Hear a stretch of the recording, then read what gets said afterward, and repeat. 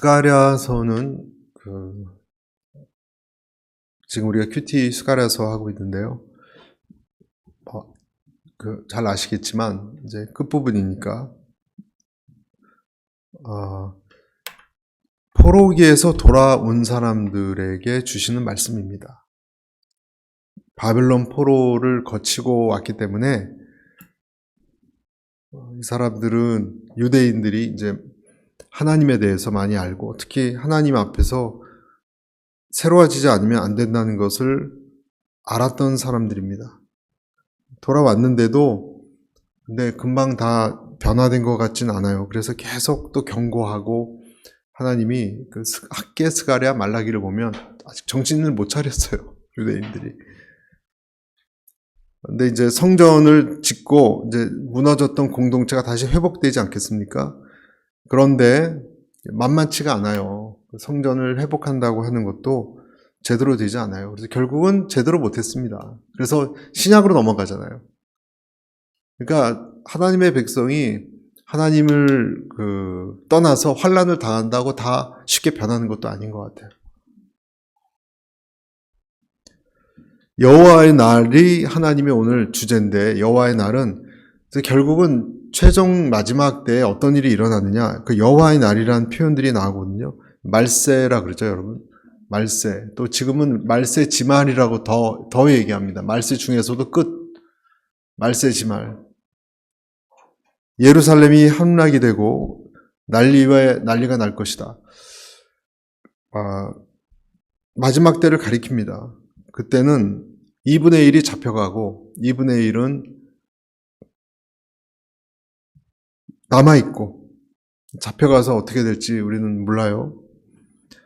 분노의 날, 황폐한 날, 패망의 날, 그리고 그때 예수님이 또 등장한다라고 얘기하고 있습니다. 그래서 이런 내용들을 보면 여기만 나오는 게 아니고요.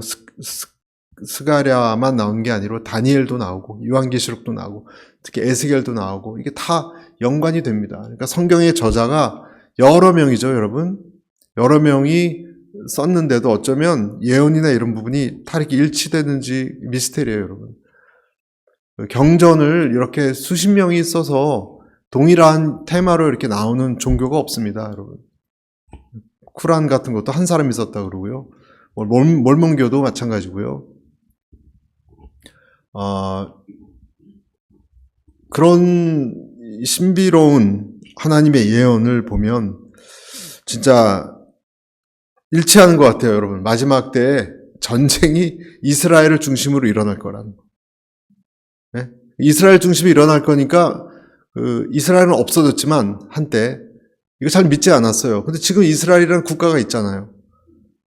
그러니까 보통 일이 아닌 거예요, 여러분. 왜냐하면 마지막 때에 이스라엘을 중심으로 큰 전쟁이 일어난다고 했는데, 여러분 1948년도 이전에 성경을 알았던 사람들은 그건 무슨 터무니없는 생각이냐라고 하지 않았겠어요? 이스라엘이라는 나라도 없는데. 근데 그 이후에 세워졌고요. 이스라엘이 발포화 선언으로 영국에 의해서 세워졌고, 지금 버젓한 온 세상 뉴스의 거의 중심 중에 하나가 되지 않았습니까? 미국이 강력하게 이스라엘을 뒤에서 받쳐주고 있고, 그러니까 이 모든 것이 정말 예언대로 되는 것 같다는 생각이 드는 거예요. 에스겔서에도 38장에 많은 나라들이 이스라엘을 치러 온다는, 이 스가랴만이 아니라 에스겔서에도 이렇게 나와 있습니다. 여러분 38장 15절 16절에 내가 네 고국 땅 북쪽 끝에서 많은 백성 곧 다 말을 탄 큰 무리와 능한 군대와 함께 오되 구름이 땅을 덮은 같이 내 백성 이스라엘을 치러 오리라. 그렇게 돼 있잖아요. 고가 끝날에 내가 널 이끌어다 내 땅을 치게 하리니. 곡은 여기서 어떤 왕의 이름을 얘기합니다. 누군지는 나와 있지 않습니다. 그러나 마지막 때 어떤 인물을 상징적인 또 의미도 돼요. 그러니까 이스라엘을, 하나님의 백성을 대적하는 그 총책임자를 곡이라고 하는 거예요, 여러분. 곡. 마곡, 두발 또는 로스 이런 지역들이 이제 뒤따라 나오는데 다 연합한 세력들이에요. 근데 곡은 그 왕의 이름, 개인의 이름이에요. 끝날에 내가 너를 이끌어다가 내 땅을 치게 하리니 이는 내가 너로 말미암아 이방 사람이 눈앞에서 내 거룩함을 나타내어 그들이 다 나를 알게 하려 함이라. 이렇게 나와 있고요. 또 18절에도 이런 말씀이 있어요. 그날의 곡이 이스라엘 땅을 치러 오면 내 노여움이 내 얼굴에 나타나리라. 주 여호와의 말씀이니라.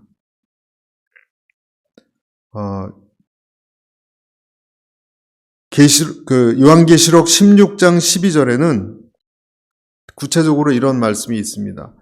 또 같이 읽겠습니다. 또 여섯째 천사가 그 대접을 큰 강 유브라데에 쏟음에 강물이 말라서 동말 왕들의 길이 예비되었더라.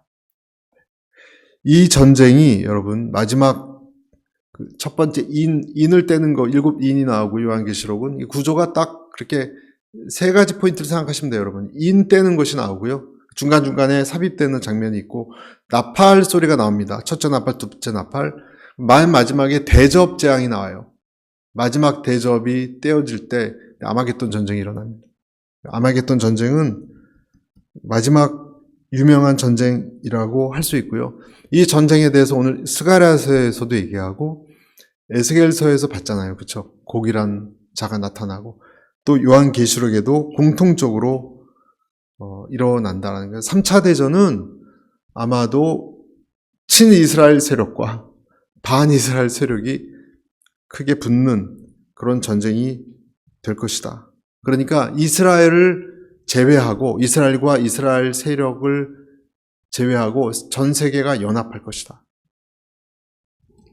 왜 그런 일이 일어날까? 이스라엘은 왜 전 세계 질서와 하나가 되지 못할까? 미스테리예요. 지금도 계속 욕먹고 있잖아요, 여러분, 이스라엘이. 어떤 종교적인 이유인가?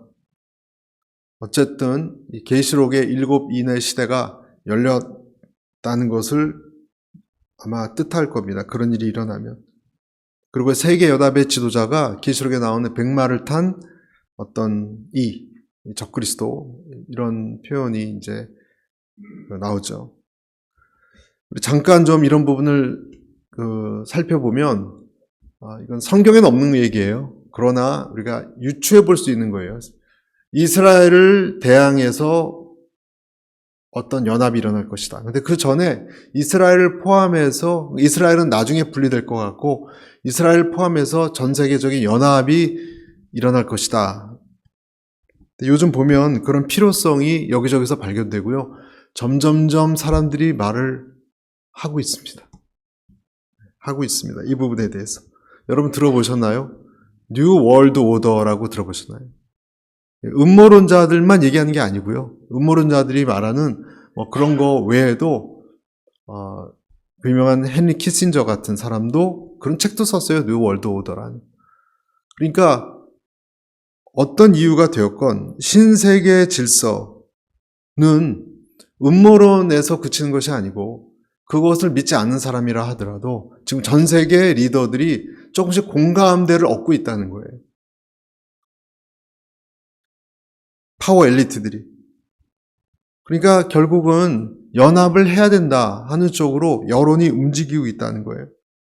그러니까 일반적으로 지금은 각 나라들이 정부가 있고 주권들이 있는데 어느 시점부터는 이것을 서로 연결시키지 않으면 안 될 것이다. 가까워지지 않으면 안 된다. 여러분 어떤 경우가 그런 게 필요하다고 느낄까요? 우리 지금 생각에는 설마 그러겠어 하는데 몇 년 전에 아주 중요한 그 가능성을 보였습니다, 여러분. 뭐였죠? 코로나예요, 코로나. 코로나가 터지고 나서 전 세계가 그 질병을 예방하는데 연합했습니다, 여러분. 백신도 다 같이 백신을 생산하면 전 세계로 뿌렸습니다. 어떤 이데올리가 상관없어요. 사람이 죽어가니까. 그러니까 그런 질병이 팬데믹이 또 일어나면 어떻게 될 것인가? 그런 전 세계적인 전염병, 또 특히 기후변화 때문에 더 예측할 수가 없어요. 그러면 당연히 우리 개인의 정보를 한국은 가장 심한 나라 중에 하나였죠. 모든 정보를 다 줘서요. 사람이 어디 그 통신타워를 지나가면 몇 개 지나가는 것을 통해서 좌표를 다 읽어서 이 사람이 어디로 동선을 갔는지 다 파악이 됐습니다. 그리고 그 정보를 정부가 공유를 했고 그것을 가지고 사람을 추적할 수 있는, 그러니까 내 개인 정보를 통제하는 권한을 줬다는 거예요. 이런 일이 일어나면 왜 연합을 하게 될 텐데 이스라엘은 왜 반기를 드는 것일까? 이스라엘은 알 수가 없습니다. 어떤 종교적인 이유가 될 수 있겠죠. 그리고 또 이스라엘을 돕는 강대국들은 이스라엘을 위해서 또 그 편에 설 수도 있겠죠. 자, 이 부분을 우리가 좀 생각해 보면 연합이 되어가고 있는 부분이 또 한 가지가 AI예요, 여러분. AI 기술을 우리나라에도 뭐 많은 그 리더들이 들어왔잖아요. AI 기술을 같이 공유할 거예요, 여러분. 그 데이터를. 그러면서 각자의 유익을 얻는 방향으로 갈 것인데, 그렇게 되면 인간 지능을 뛰어넘는 초지능의 시대가 옵니다. 샘 알트만에 의하면 2025년도 말쯤에 그것이 드러날 것이다 라고까지 얘기했어요. 한국에 와서. 통제하기가 힘들어지는 AI가 만약에 계속 지금 거기 사람들이 돈을 쏟아붓고 있는데요. 인간을, 그런 일이 있었다 그래요. 인간을 방해물로 인식하거나 의도치 않은 고장이 나거나 해서 피해를 입히고 또 사망하는 사건도 일어났다고 합니다. 왜냐하면 AI 자체는 윤리적 판단을 못하거든요. 그래서 무자비하게 행동할 수도 있어요. 어떤 가상 실험을 했는데 AI 그 드론 있죠, 여러분. 드론을 이제 AI를 넣어요. 사람이 조종하는 게 아니고 TV 화면 보면서 아예 그냥 AI한테 맡긴 거예요. 어떻게 하라고. 그렇게 되면 임무 수행에 방해가 된다고 하면서 어떨 땐 조종을 하려는 사람을 공격할 때도 있었대요. 참 무서운 일이죠. 이런 일이 있었습니다. AI가 최근에 얼마 전에 어떤 것을 연산 작업을 처리하는데 잘못을 했어요. 잘못 나왔거든요. 그러니까 숙제를 잘못한 거예요. 틀리게. 그랬더니 명령을 준 사람이 추궁을 했어요. 왜 이렇게밖에 못하냐. 그러니까 일 못하는 사람 야단치듯이. 그렇게 했더니 AI가 어떻게 했냐면 변명을 하더래요.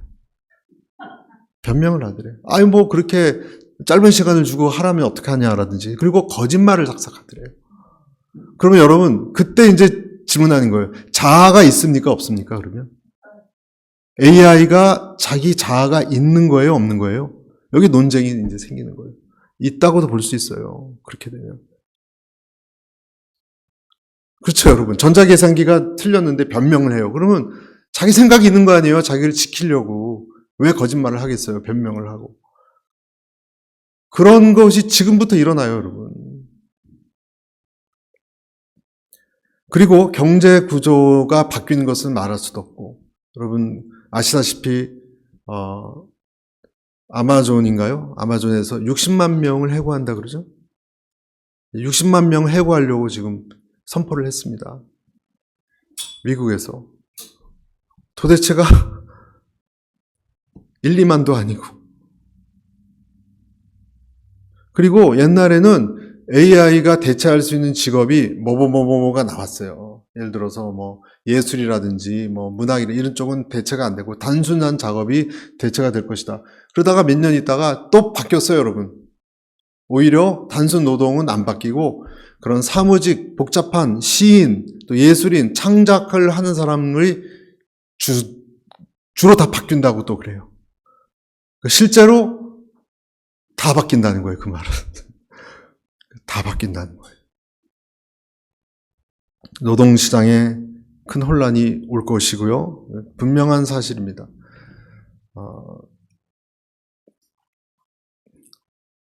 한국에서 그리고 얼마 전에도 우리 샘박 전사님하고 제가 같이 그런 고민을 나눴는데 요즘 청년들에게는 청년들에게는 옛날 저희들이 이야기했듯이 열심히 뭐 공부해서 미래에 뭐 어떤 사람이 되어서 뭐 좋은 대기업에 취직해서 결혼을 해서 그런 비전을 가져라, 꿈을 가져라, 그렇게 말하는 것이 이제 통하지 않는 시대래요. 왜 그러느냐? 그러한 길이 점점 희미해지고 의미를 못 느낀다는 거예요. 왜냐하면 유튜버가 더 많이 돈을 벌고, 그리고 개미 뒷다리를 연구하는 청년이 더 많은 오히려 파워 에이전트가 되기 때문에 아이들이 정규적인 코스로 공부하고 하는 것에 대한 의미를 다 상실해 간다는 거예요. 그러니까 뭘 해야 될지 모른다는 거예요. 요즘 청소년들은 뭘 해야 될지를 모르는 시대예요. 유튜브만 하루 종일 봐야 되는 건지, 아니면 이제 곤충만 쫓아다녀야 될 건지, 네가 좋아하는 걸 하라, 그렇게 또 한국에선 그 이야기를 하는데요. 그런 강사들이 내가 뭘 좋아하는지도 몰라요, 사실은. 여러분 아셨습니까? 그러니까 많은 청소년들이 내가 뭘 좋아하는지도 모르고 하여간 열심히 뭘 해야긴 해야 되는 거예요. 방향이, 감각이 상실된. AI 기술을 가진 자들, 소수에 의해서, 그리고 다수가 조종당하는 이런 일. 거기다가 요즘은 여러분 아시다시피 인간에게 그 기술과, 디지털 기술과 인간의 뇌를 연결하는 그 기술이 시험 단계에 들어갔잖아요, 이미. 뉴럴링크라고. 그러니까 이 칩을 이식을 하는 것까지 지금 개발을 했고, 의료적으로, 제일 먼저 의료적으로 나갑니다. 그렇게 해서 사용하는 것이 팔, 다리, 이런 것을 움직이게 하는, 환자가 정말 그 칩을 이식했기 때문에 팔, 다리를 움직일 수 있어요. 그러면 누가 안 하겠습니까? 반대로 얘기하면, 여러분 그 칩을 이식한 사람 컴퓨터에 의해서 조작을 하면요, 내가 자다가도 팔, 다리를 그 사람 때문에 움직일 수 있다는 거예요. 조종당하니까. 뉴럴링크를 하면. 여러분 이것이 공상과학이 아닌 것 같아요. 전부 AI 얘기예요, 여러분. 한국에 가도 그렇고 전부 AI에 미쳤어요, 여러분, 사람들이. 또 있습니다, 여러분. 식량과 기후 위기도 가볍게 볼 것이 아닙니다. 기온이 생각보다 더 빨리 올라갔다 그러죠. 1.5가량이 해양 수면이 올라갔다라는 발표도 있는데, 만약에 진짜 그렇게 된다면 전 세계의 농작물들의 작물의 품종수가 생존하는 것만 남아야 되니까 확 줄어든대요. 그러면 식량 위기가, 하나가 병충해가 생기면 다 죽으니까 식량 위기가 말할 수 없을 정도로 세계 곳곳에서 벌써 2025년대에서도 속출하고 있다고 합니다. 특히 아프리카나 뭐 중동이나 동남아시아 같은 곳. 어떻게 우리가 봐야 되는 것일까? 그리고 아까 제가 말씀드리다가 여러분 전 세계 뉴 월드 오더, 세계가 연합한다는 거에 또 강력한 그 징조 중에 하나가 CBDC라고 들어보셨나요, 여러분? 중앙은행 디지털 커런시, 센트럴 뱅크 디지털 커런시가 또 핫 이슈입니다. 그러니까 화폐가요, 이제는 디지털 화폐로 다 변하려고 하고 있어요. 그러니까 뭐 달러, 원화, 뭐 일본 엔화, 그것이 아니라 여러분 코인 이런 얘기 들어보셨죠? 그런 것이 결국은 화폐를 없애고 화폐를 대체하게 돼요. 이것이 전 세계를 묶게 하는 거예요. 그러니까 보세요, 지금 의료적으로 팬데믹이 오거나 화폐가 하나로 묶이거나 또 기후변화를 대체하는 것이거나 특히 AI 때문에 이 추세로 움직인다. 그래서 아까 제가 말씀드렸던 이 국가들이 연합군을 이뤄서 이스라엘을, 그리고 친이스라엘을 공격하고자 하는 이 일은 전혀 낯선 일이 아닐 수도 있다. 이런 생각을 이제 전 뉴스를 보면 그 생각을 하지 않을 수가 없어요. 아멘. 하지만 암울한 면만을 볼 필요는 없습니다. 암울한 면만을 볼 필요는 없습니다. 예를 들어서 어떤 아이가 여러분 부모를 손을 놓고 자기 마음대로 지금 뛰쳐나가겠다라고 하는 아이가 있다라고 한번 쳐보세요. 신신당부를 했지만 그 아이는 부모의 말을 듣지 않고 확 뿌리치고 차도로 확 뛰어들었어요. 자기 마음대로 그냥 뛰어가겠다고. 그러면 여러분 그때 부모가 그 아이를 그냥 놔두겠습니까? 아니면 달려가서 어떻게든 몸으로 막든지 위험을 무릅쓰고 아수라장이 되더라도 그 아이를 구하려고 하겠습니까? 구하려고 하겠죠. 부모라면.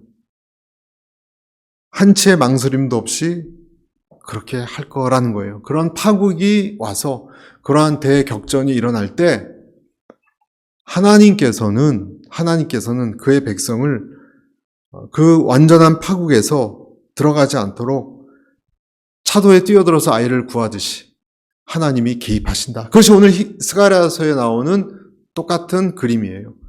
그러니까 스가랴서에 이런 나라들이 전부 이제 연합해서 공격해서 큰 전쟁이 일어나서 2분의 1은 다 포로로 잡혀가고 2분의 1은 남고, 이 와중에 어떤 일이 일어나느냐? 하나님께서 아이를 구해주는 그런 일이 일어날 것이다. 그러니까 이 그림을 대체적으로 보면 마지막 때 정치적, 경제적, 군사적 이런 비극적인 어려운 일이 일어날 때, 그때 그 압박감 때문에 백성들이 어떻게 둘로 나눠질지는 모르겠습니다. 2분의 1씩. 그 절망 한가운데 하나님께서 반전을 일으키실 것이다. 그러니까 하나님의 어떤 식인지 몰라요. 그러나 하나님의 개입이 또 분명하게 성령의 놀라운 어떤 복음의 강력한 역사가 일어난다 하는 것도 오늘 말씀은 이야기하고 있습니다. 그것이 3절이에요. 3절, 4절 한번 볼까요? 뭐라고 되어 있는지. 그때에 여호와께서 나가사 그 이방 나라들을 치시되 이왕의 전쟁 날에 싸운 것 같이 하시리라. 네, 4절.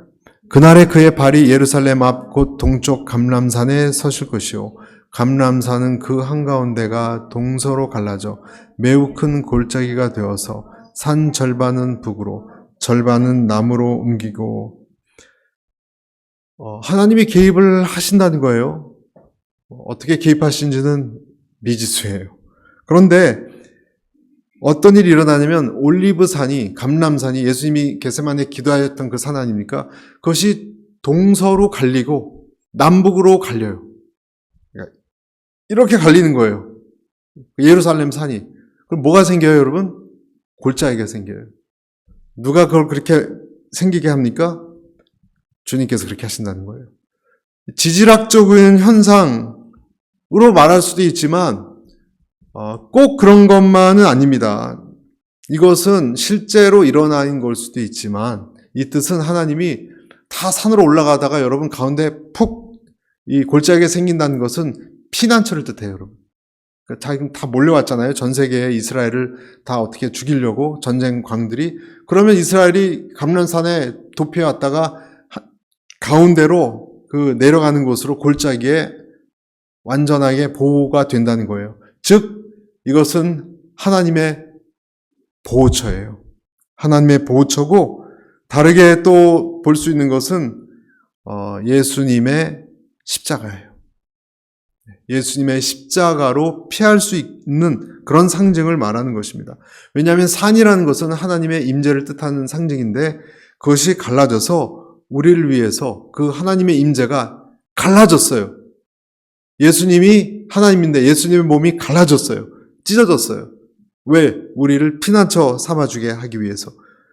휘장이 위에서 아래로 찢어졌어요.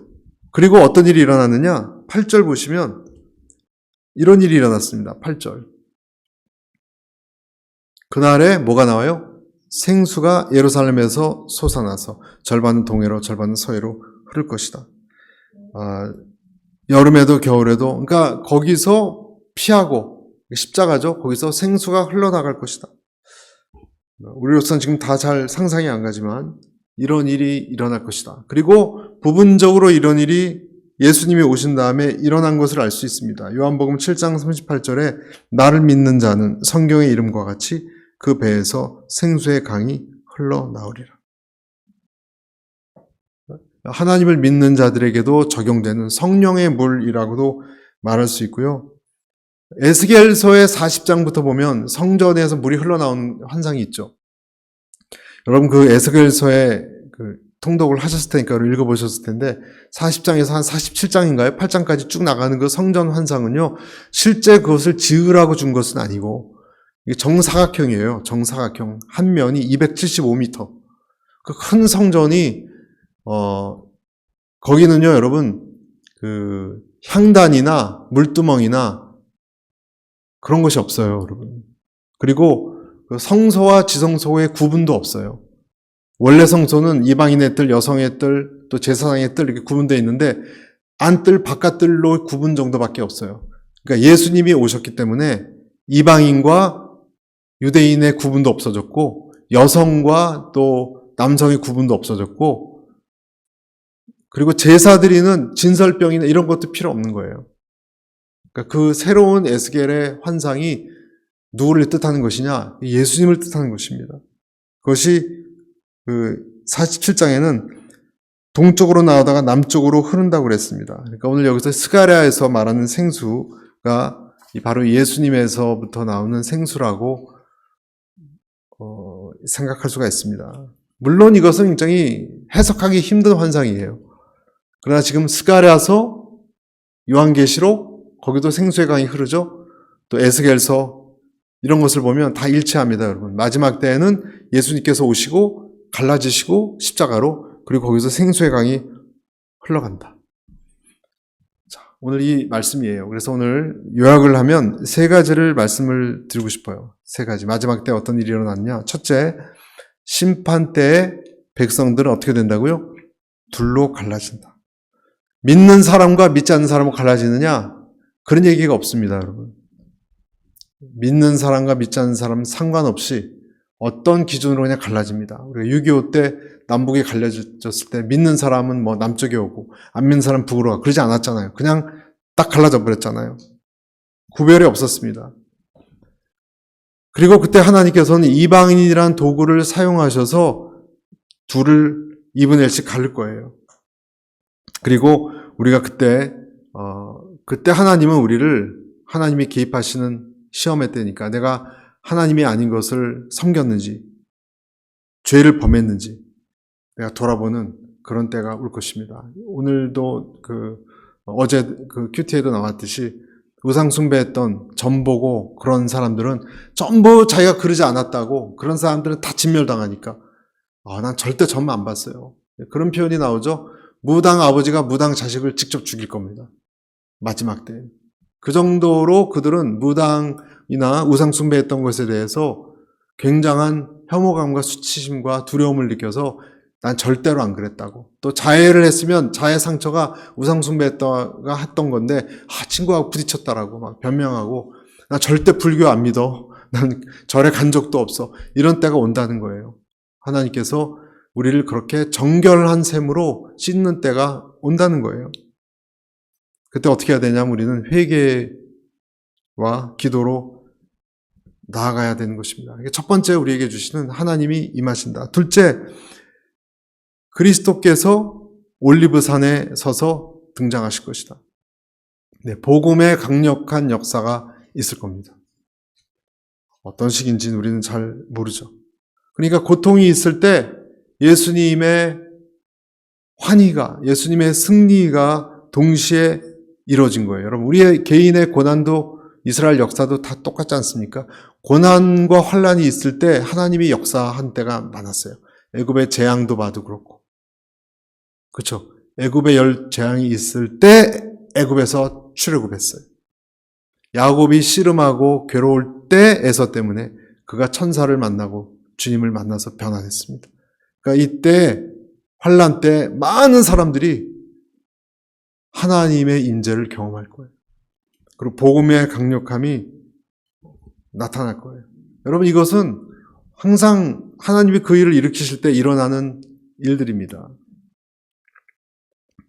기도할 때, 특히 기도할 때 하나님이 그의 백성을 변화시키는 기도가 쌓이고 쌓이다가 어느 시점에 재앙이 오지만 그 인생으로는 그러나 그때 하나님의 변화 역사가 일어나요. 한 가지 예를 들어 드릴게요. 스티브라는 이 청년이 어떤 청년이냐면 독실한 불교 가정에서 자랐어요. 이민을 와서도 계속 가정은 불교의 가정입니다. 어려운 가정이었기 때문에 이 청년이 몇 시간씩 고통에서 벗어나려고 불교니까 열반에 해탈에 들어가려고 기도도 많이 했어요. 불교식 기도로. 그래서 18살에 이제 미국에 이주한 다음에 언어도 어렵고 그래서 마약의 유혹에 빠져서 마약 중독자 같이 됐습니다. 데스볼이라는 마약 혼합물을 사용해서 어떨 때는 열흘 동안, 10일 동안 잠도 자지 못하고 열흘 동안 잠을 못 잤대요, 여러분. 열흘 동안. 그리고 현실도 구분하지 못하고 이상한 소리, 환청 같은 걸 듣는 그런 악마적인 고통에 빠졌다고 합니다. 근데 그 9일째 되는 날, 나중에 생각해보니까 악마였다고 하는데, 노년의 아시아 남성이 와서 어떤 거래를 하더래요, 자기한테. 책에 나옵니다. 생명을 포기하면 지옥에서 5만 년의 고통을, 왜냐, 불교는 몇 억 년 이렇게 살아야 되는 게 있잖아요. 5만 년의 고통을 덜어주겠다. 그래서 자기가 5만 년의 지옥 고통을 덜기 위해서 거래를 하고 자기 생명을 포기하면, 네 생명을 포기하면 불교는 죽고 다시 환생하고 그러잖아요. 5만 년을 덜어주겠다. 그래서 엄마한테 작별 편지를 쓰고 열흘째 되는 날 자살을 시도합니다. 자살을 실제로 시도합니다. 엄마가 그렇게 말려도, 그리고 엄마가 너무 무서워서 진짜 그러니까 경찰에 신고를 했는데도 경찰이 그 문을 부수고 들어올 때 그때 바로 자살을 시도했어요. 목 있는 데를 절단을 해가지고 쓰러지고 말았습니다. 그러니까 카페트가 완전히 다 피로 물들고 실려갔습니다. 그리고 실려가서도 산소 호흡기도 통하지 않고 계속 이 혈압이 떨어지는, 동맥을 끊었으니까. 그리고 영혼이 지옥으로 내려가는 체험을 합니다. 지옥으로. 지옥을 표현을 하는데 이 청년은 불교도니까 성경을 읽어본 적도 없고 천국도 전혀 들어본 적이 없었대요. 한 번도. 어떤 곳이냐고 질문을 했더니 나중에 황폐한 황무지같이 뻘건 흙 같은 것이었대요. 그리고 길 잃은 영혼들, 검은 망토를 입은 거대한 악마들이 가득한 곳. 여러분, 물론 이건 성경에 있는 건 아닙니다. 그냥 참고만 하세요. 거기서 자기가 죄인이고 영원한 어떤 벌을 받아야 된다라는 생각이 들었다는 거예요. 그리고 어떤 두려움에 압도되고 진짜 지옥이라는 것이 존재하는구나 라는 것을 알게 되었대요. 그러다가 어떻게 해서 이야기는 긴데 다시 이 현실로 돌아왔습니다. 돌아왔고 자기 몸으로 돌아왔는데 알고 봤더니 자기 엄마가 친구들하고 간절한 중보기도를 했었습니다. 그 시간에. 생명을 구하는 수술 중에 기도하는 모임을 만들어서 기도의 힘으로 깨어났다라고 고백합니다. 그리고 나중에 하나님의 음성, 더 이상 마약하지 말고 내가 널 사랑한다는 음성을 듣고 이제 지금은 열심히 사역하는 그런 하나님의 종이 됐습니다. 예수님을 만나는 시간이 됐다는 거예요. 그리고 정말 천국에 대해서 이야기를 들었고 지옥이 정말 천국과 너무나 반대되는 곳이구나라는 깨달음을 얻었다 그래요. 그러니까 여기서도 여러분 어떤 패턴이 있습니까? 엄마의 친구들이 강력히 기도를 했죠. 그 전부터 기도해 왔어요. 이 아들을 위해서. 어느 시점이 되어서 정말 환난과 심판의 체험을 했죠. 지옥까지 내려갔으니. 근데 그때 사실은 예수님이 작업을 했던 거예요. 그래서 그를 기도의 응답으로 되돌려서 음성으로 내가 너를 사랑한다는 그런 재생시키는, 이 아이를 재생시키는 하나님의 성도로 그런 일이 일어난 거예요. 환난 때 하나님이 동시에 개입하는 거예요. 이 아이에게. 캘리포니아 코로나의 어떤 기도산에서 나중에 성령의 체험을 하고 뒤에도 잠깐 또 방황했던 적이 있다고 하지만 주님의 확신으로 지금은 잘 사역하고 있습니다. 스티브란 청년이. 그러니까 심판 때 하나님의 백성이 환란으로 둘로 갈라지고요. 그 갈라진 곳에 예수님이 피난처를 만들고 개입하십니다. 우리의 재앙 때. 그리고 세 번째 어떤 일이 일어났느냐? 그런 다음에는 우리에게 뭐가 흘러요? 생명의 물이 흘러요. 생수가 예루살렘에서 흘러나온다. 동서로도 흐르고 그렇게 흐른다는 거예요. 근데 이 패턴을 보면 여러분 이것이 현재 우리의 모습 아니겠습니까? 우리 각자도 어떤 면에서는 다 이런 경험을 했어요. 개인적으로만 봐도. 앞으로 일어날 일이기도 하지만 우리 각자 시험 때 하나님 환난 중에 하나님이 내 인생에 개입하셨고 거기서 진짜 뜨거운 맛을 봤어요. 우리는 어려움 중에. 그리고 하나님을 붙들었고 주님께 인격적으로 붙들려 나아갔고 그리고 주님의 성령을 경험해서 지금 우리는 어때요? 우리 안에 성령의 어떤 물이 흐르는 영이 바뀌는 그런 역사가 일어나 살아가는 것이 누구냐? 성도라는 거예요. 근데 이런 일이 이제는 나중에는 대국적으로 일어난다는 것입니다. 대국적으로. 심판, 그리스도의 개입, 그리고 생수. 이 공식이 저와 여러분의 인생에도 일어났듯이 우리의 마지막 때에도 전 세계적으로 이런 일이 일어난다는 것을 여러분 꼭 기억하시고 그때 흐르는 성전에서 흐르는 그 샘물을 경험할 때가 오겠죠. 우리 중에 어떤 사람은 뭐 경험할 수도 있고 우리 후세가 경험할 수도 있는데 이런 일을 우리가 기억하면서 스가랴서를 보았으면 좋겠습니다. 그리고 하나님의 역사하심을 우리가 두려움 없이 준비하고 나가시길 축복합니다. 아멘. 같이 한번 기도하겠습니다.